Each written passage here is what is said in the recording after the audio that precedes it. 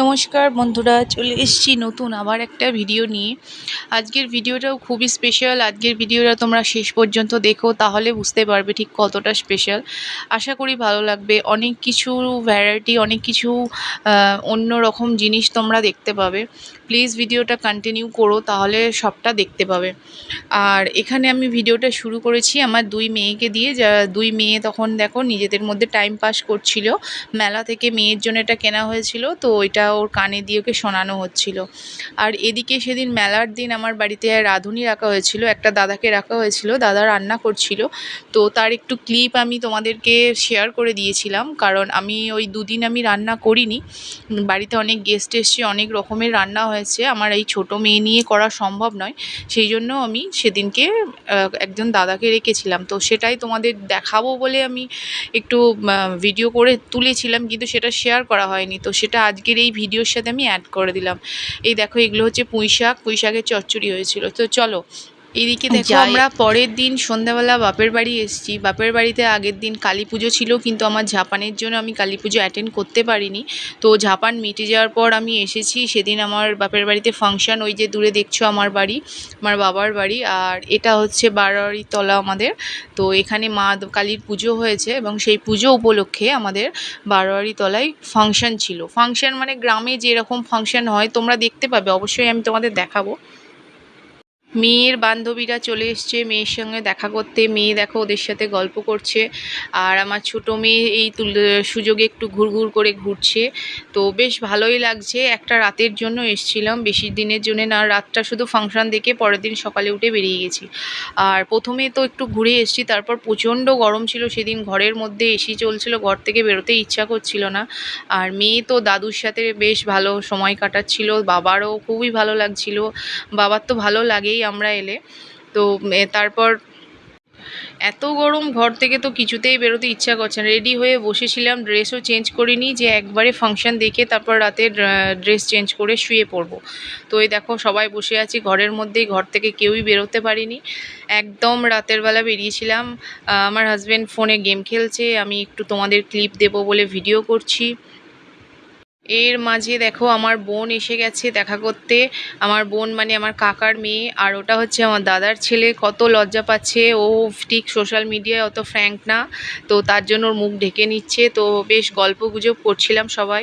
তো মোটামুটি 11:30 নাগাদ ফাংশন স্টার্ট হয়েছিল। দেখো আমরা তখন সমস্ত লোক ভিড় জমে গেছে। তো আমরা তারপর এসে কিছুক্ষণ 1 ঘন্টা মতো সেখানে ছিলাম। তো আমরা যখন এলাম দেখলাম একজন মেয়ে একটা স্যাক্সোফোন বাজাচ্ছে, মিউজিক চলছে। খুব ভালো লাগছিল, একটা মেয়ে এইভাবে এত সুন্দর একটা টিউন ইউজ করছে। তোমাদের আমি টিউনটা শোনাবো। আমি কিছু কিছু টিউন এবং দুটো গান আমি তোমাদেরকে শোনাবো। সেখানে আমি আমার কোনো ভয়েস দেবো না, তোমরা নিজেরাই নিজেদের কানে শুনবে। আমাকে কমেন্টস করে জানিও কেমন লাগছিল। আমি তো 1 ঘন্টা ছিলাম, আমার মেয়ে অনেকক্ষণ কাটিয়েছে, অনেকটা টাইম সময় কাটিয়েছে। তো বেশিক্ষণ থাকিনি এই জন্যই, কারণ বাড়িতে ছোটো মেয়েকে শুইয়ে দিয়ে গিয়েছিলাম। তো বেশিক্ষণ থাকা সম্ভব নয়, জানো তোর মাঝরাতে উঠে পড়লে কাঁদবে, মাকে পাশে দরকার। আর আমার বাবা বাড়িতে একা ছিল, বাবার পক্ষে তো মেয়েকে সামলানো খুবই অসম্ভব। তো সেই জন্য 1 ঘন্টা মতো আমি আর আমার হাজব্যান্ড ওখানে দাঁড়িয়ে দেখেছি, তারপর বাড়ি চলে এসেছি। আর আমার কাকিমা জেঠিমা যারা ছিল তাদের কাছে আমার বড় মেয়েকে হ্যান্ডওভার করে এসেছি। আমি বলে এসেছি তোমাদের হয়ে গেলে আমার কাছে একটু দিয়ে দিও।